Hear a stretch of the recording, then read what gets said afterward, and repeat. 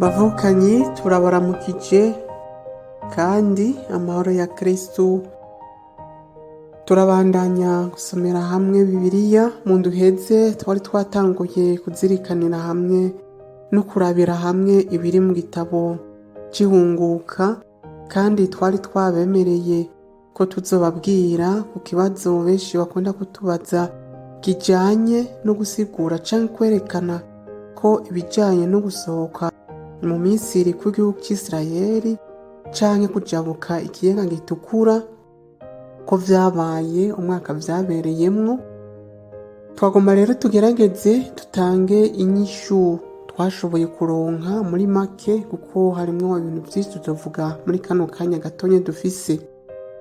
Ikintu ca mbere twoherako nuko muri rusangi ibisomwa vyose bivuga kuri Isirayeli isohoka iva mu Misiri ni ibisomwa vyanditswe hisunzwe kahise ka Isirayeli abavyanditse bari basanzwe bazi. Mu yandi majambo tuvuga yuko hari hasanzwe hari amayangwa ya Isirayeli, hanyuma abavyanditse ivyo bitabo bakaba bari bayazi. Naco gituma dusanga umuntu asomye yitunze neza ko no mu gitabo c'amamuko abavyanditse bari bazi ayo mayagwa nyene.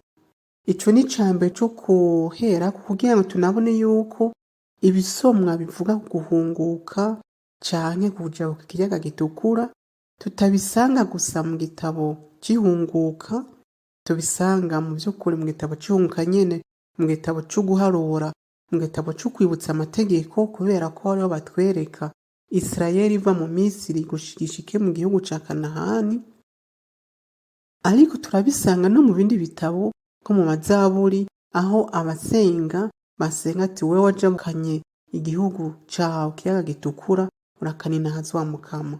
Ni ukuvuga rero ayo mayagwa ya Isirayeli afatiye ku kujabutswa n'Imana ikiyaga gitukura yarashimikiye ku kuntu Imana yabaye hafi igihugu cayo, hanyuma akaba atari gusa mu gitabo c'ihunguka, ahubwo vyari intoranwa novuga y'igihugu c'Isirayeli cose. Kuri aho nyene tuca dutanga uwundi muco kugira ngo tuze kubona n'ingene tuza kwishura kino kibazo kijanye no kuvuga itariki umwaka vyabereyeko. Ariko imbere yo kwishura ico kibazo twagomba tugire iyindi ngingo ya kabiri. Ingingo ya kabiri nayo kuri ibi ni ukuntu ibintu vyose biri muri Bibiliya biyaga ivyabaye muri Bibiliya vyanditswe ku kuntu vyanditswe vyisunze ukuvuga kw'abantu. Abantu nabo bashobora kuvuga ukuri baciye ku mugani, bagaca umugani umuntu akawumva, canke bakavuga bagize ingereranyo bakageranya ibintu vyabaye, ariko abakuze bazi ubwenge bakumva ico bashatse kutubwira. No muri Bibiliya rero muri rusangi dushize mu migwi mikuru mikuru, ibintu vyose vyanditse muri Bibiliya biri mu mice itatu.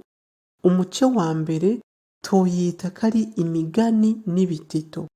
Harimwo imigani myinshi n'ibitito vyinshi, aho dusanga ibikoko bivuga, aho dusanga abantu babaho imyaka amajana n'amajana n'ibindi n'ibindi, vyerekana yuko nta bantu babayeho amajana n'amajana nk'uko baba babitubwiye, canke nta bikoko vyigeze bivuga, ahubwo baba bisunze iyo mvugo y'ibitito kugira ngo bigishe ukuri bashimikiye kuri iyo mvugo nyene baba bisunze. Murazi ko na hano iwacu bavuga ngo kera ibikoko vyaravuga. Jewe nibaza ko ibikoko bitigeze bivuga, ahubwo ko ari abantu babivugishije bakabitiza amajambo kugira ngo muri ayo majambo nyene havemwo inyigisho igenewe abantu. Hariho rero umuco wa mbere w'ibitito, imigani. Umuco wa kabiri nawo urimwo ibintu vyabaye, abantu babayeho, ariko bagaca bongera kuri abo bantu nyene ibindi bifatiye mu migani canke ku bitito kugira ngo bareme amayagwa igihugu c'Imana kigenderako, kandi nta gihugu na kimwe kidafise ibintu nk'ibi. Murabona na hano iwacu turavuga abami babayeho, ariko kubera ko tutaba tuzi neza ingene babayeho, usanga hambavu hariho iyindi migani n'ibitito bibavuga kugira ngo tumenye inyigisho zabo n'iragi badusigiye, ariko tutazi neza yabayeho mu mwaka uyuhe, yari afise abana bangahe, ico yashaka niki. Ariko tukaba tuzi ko naho tutabizi byose, iragi yadusigiye twararihererekanije gushika, kandi nta gihugu na kimwe cobaho kidafise abo bantu cisunga.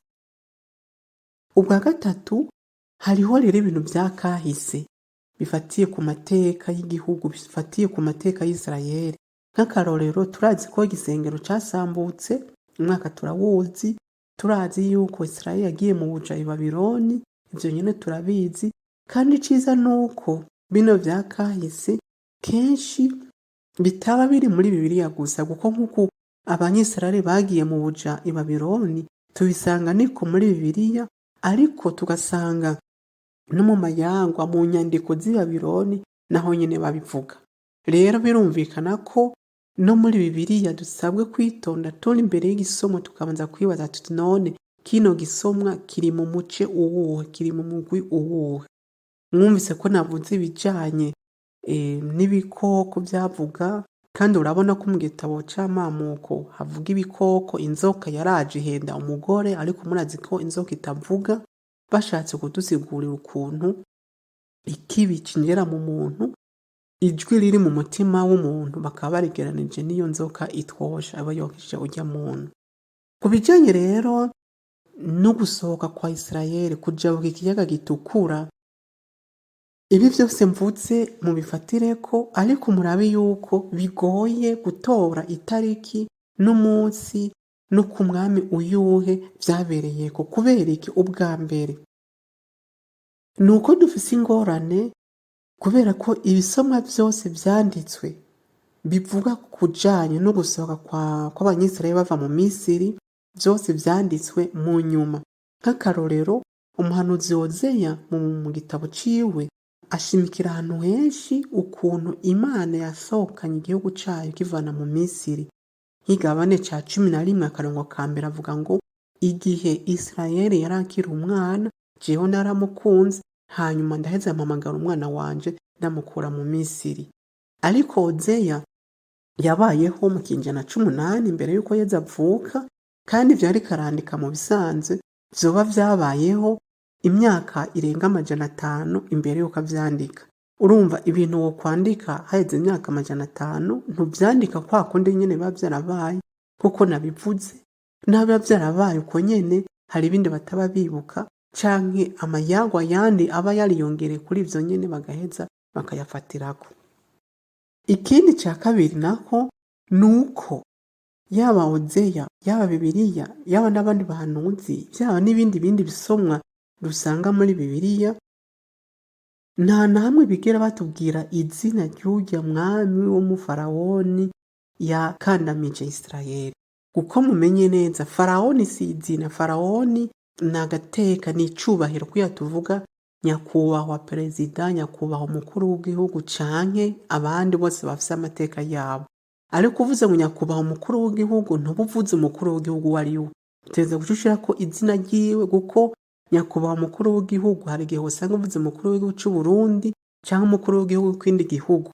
Kugira ngo rero bitandukane uteze kongerako izina. Ariko muri Bibiliya ahantu hose bavuga ngo farawoni, nta na rimwe bigira bashirako izina ryiwe. Kandi tukaba tuzi yuko ba farawoni babayeho, kuko farawoni ryari izina bita abami bose b'Abanyamisiri. N'urya mwami bavuga ngo haje umwami atari yarigeze amenya abana b'Isirayeli, atangura kubacura funi na buhoro, bavuga ko ari farawoni, ariko ntibatubwira izina ryiwe kugira ngo tumenye n'igihe twofatirako aho yaba yabereyeho. Urumva rero ivyo vyose bica bitwereka yuko bitoroshe gutora itariki igihe bava mu Misiri vyabereyeho.